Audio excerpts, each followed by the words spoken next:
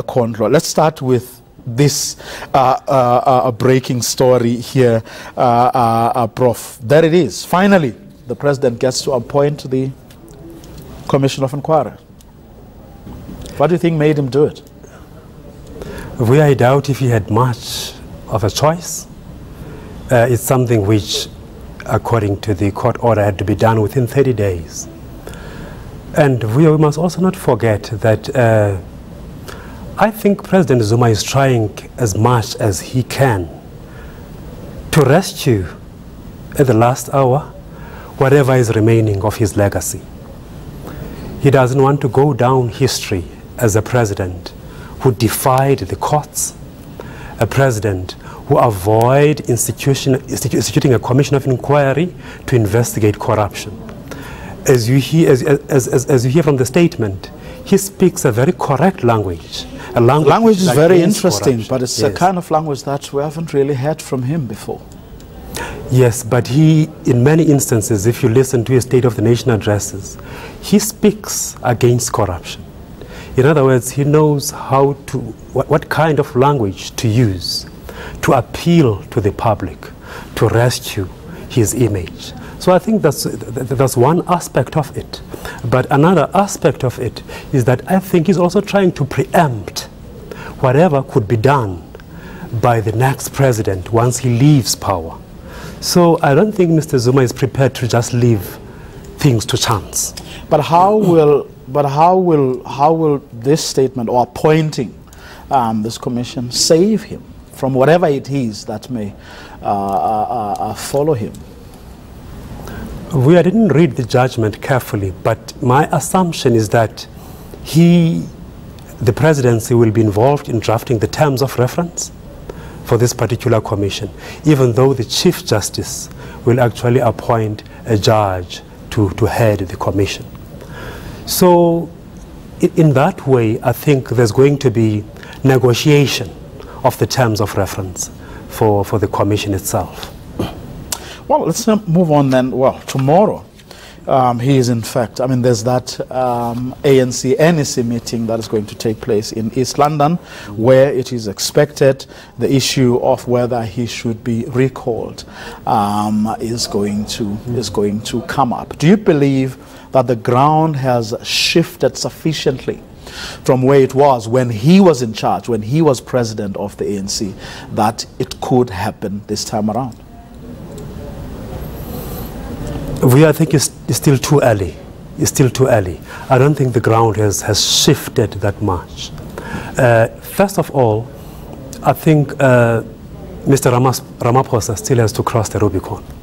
By that I mean, he still has to put his own stamp, assert his authority as president of the ANC, and ensure that he gets the respect of the NEC and the top six. And this is still very early for now. So I think really the priority for now is to get people who are in different slates and are now part of the NEC to find each other.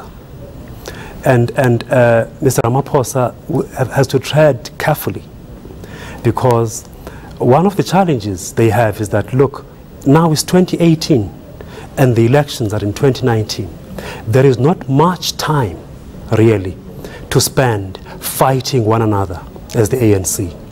They have to build unity. It's also the year of Mandela's 100th birthday. Well, it's interesting that when you listen to some of the people who are, I mean, everyone is talking unity, from ANC President Cyril Ramaphosa and those who support him, but also those who didn't want him to become ANC President. Everyone is talking unity. Yes. And it does seem like those who are on the other camp, right, who didn't vote for him, for example, take unity to mean that nothing should happen to Jacob Zuma, among other things. Now, if you're saying that they need to find one another, do you think that's even possible?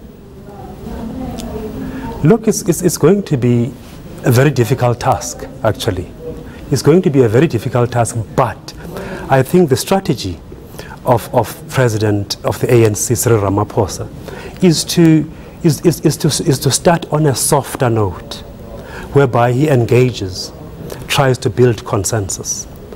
But I think when these fail, he'll be left with no choice but to use authority and power as the president of the ANC. And once he shifts to another gear, he'll have to bell the cat, confront the element in the room, the issue of Mr. Zuma as president of the country in the run-up to the 2019 elections. Because his presence, I mean, if he continues to be the president of the country and the ANC runs and campaigns for elections in 2019, I'm telling you, the opposition is going to have a lot of weapons to use against the ANC. Now, when you scan the environment, when you look at who is there in the new National Executive Committee of the ANC, and when you look specifically at those who supported President Jacob Zuma, are they the sort of people you believe, do you believe, who can be persuaded, you know, by an argument that says, for us to win the 2019 election, among the other things that have to happen, it is the recall of Jacob Zuma? Do you see those people agreeing to that? Some of them are actually political careerists, and they would like to see the bread buttered on both sides all the time, and are likely to be persuaded and support the new chief in town, that is Mr. Ramaphosa. But it's something very difficult to really gauge whether some people will actually choose to stick to the slates they were part of in the run-up to the ANC elective conference. So that is very difficult to gauge at the moment. And I'm asking this particularly because, you know, we've been speaking over the past week, especially to a whole lot of people, Gwede Mantashe, Bheki Cele, Ronald Lamola, Malusi Gigaba, and so on. And people have been, well, those of course who want him recalled have been unequivocal, I mean, about it. But it's interesting that today you have someone like Fikile Mbalula, for example, who's been a staunch supporter of Jacob Zuma, almost seemingly like really throwing him under the bus. I don't think there's another way of looking at it right now. Do you think perhaps people like those are now seeing the writing on the wall, or are they simply accepting the fact that they're no longer as in charge as they once were, if at all? Yeah, we're going to see a number of them actually changing tune.